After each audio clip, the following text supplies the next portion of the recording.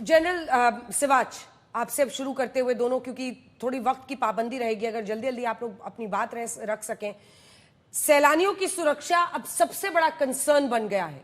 अब जबकि कश्मीरी पंडितों से होता हुआ जवानों पर, जवानों के कैंपों पर, वहां पर काम कर रहे मजदूरों पर, सरपंचों पर, बीजेपी के नेताओं पर हमला करते हुए अब वो डायरेक्टली पर्यटकों को निशाना बना रहे हैं। तो पर्यटक अब एक बहुत ही मतलब ऐसा इशू है कि हम पर्यटन चाहते भी हैं और हमें सुरक्षित भी रखना होगा पर्यटकों को। जनरल सिवाच।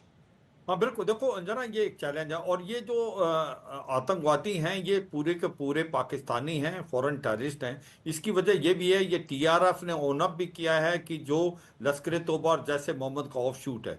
क्योंकि जो आतंकवादी अगर वहाँ का है, वो कभी भी टूरिस्ट पे हमला नहीं करता। उसको पता है ये कश्मीरी की पेट पे लात मारना है। क्योंकि टूरिस्ट अगर नहीं आएंगे तो कश्मीरियों को रोजगार वगैरह नहीं मिलेगी, और जितनी भी इनकम होती है वहां पर ज्यादातर टूरिज्म से ही होती है। अब बात आती है, आपका पॉइंट है कि अब हम क्या करेंगे। देखो, ये एक चैलेंज है, मगर भारत की सिक्योरिटी फोर्सेज इसके लिए काबिल है और करेगी। और मुझे लगता है ये राष्ट्रीय राइफल, उसके साथ इंडियन आर्मी, उसके बाद सीआरपीएफ और पुलिस मिलके मुझे लगता है कि पूरा प्रॉपर ग्रेड बनाएंगे। और ये भी यकीन करेंगे जहां पर भी टूरिस्ट जाते हैं वहां पर कोई ना कोई पुलिस की पिकेट होनी चाहिए, आप छोड़ नहीं सकते। मगर मैं एक चीज बताना चाहूंगा अंजना, इसका जो स्रोत यहाँ पर नहीं, इसका स्रोत पाकिस्तान में। जब तक उसको स्रोत को आप हिट नहीं करेंगे तब तक आप इस डिजीज को दूर नहीं कर सकते। इनके लॉन्च पैड, इनके ट्रेनिंग एरिया हमें पुख्ता पता है। उनको बर्बाद करना, मुझे लगता है सर्जिकल स्ट्राइक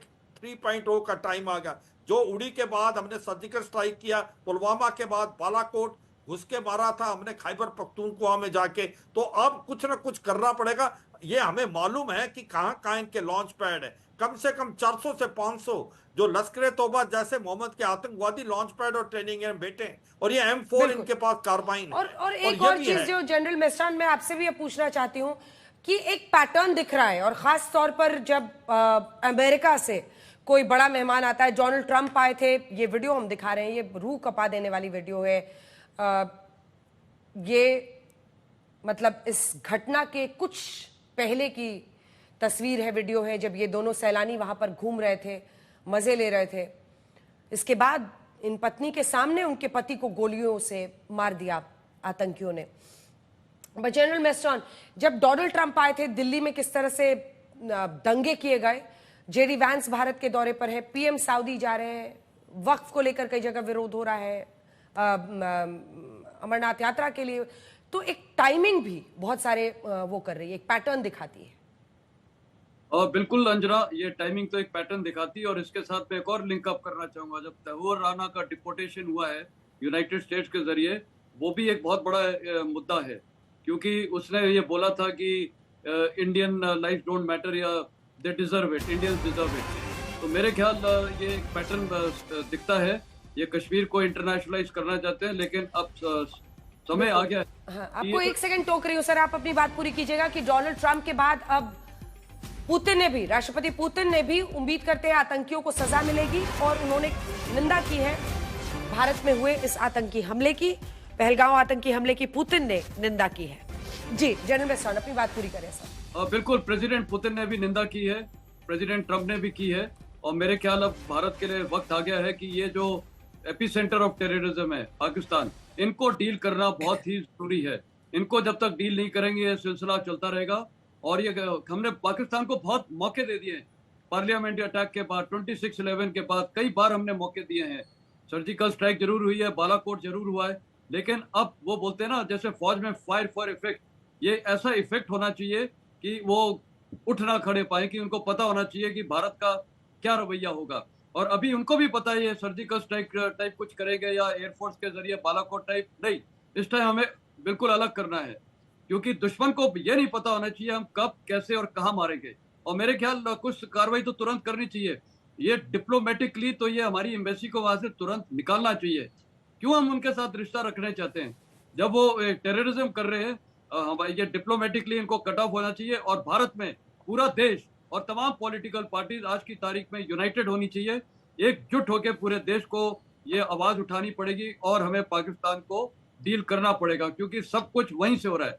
वही चाहता है और अभी तो ये अपने वो जुगलर वेल बोलता है कश्मीर को, मेरे ख्याल अब समय आ गया है कि ये जो पाकिस्तान ऑक्युपाइड कश्मीर है, वहाँ जो आजाद कश्मीर में उनके लोग लड़ रहे हैं, वो अपने आप भारत के साथ आएंगे।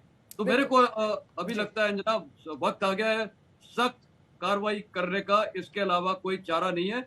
और प्रधानमंत्री पक्का ये होम मिनिस्टर के साथ सख्त एक्शन के लिए कार्रवाई करेंगे, क्योंकि अभी पब्लिक प्रेशर, देश का प्रेशर भी बहुत रहेगा, क्योंकि कब तक हम ये टॉलरेट करते रहेंगे। और ये जो मेरे को तंवर राणा का शब्द याद आता है, Indians deserve it, now Pakistan army deserves it. बहुत गुस्सा है जनरल मेहसान, बहुत गुस्सा है देश में। और आप तमाम जगहों पर देखिए वीडियोस और जो उसमें बातचीत हो रही है।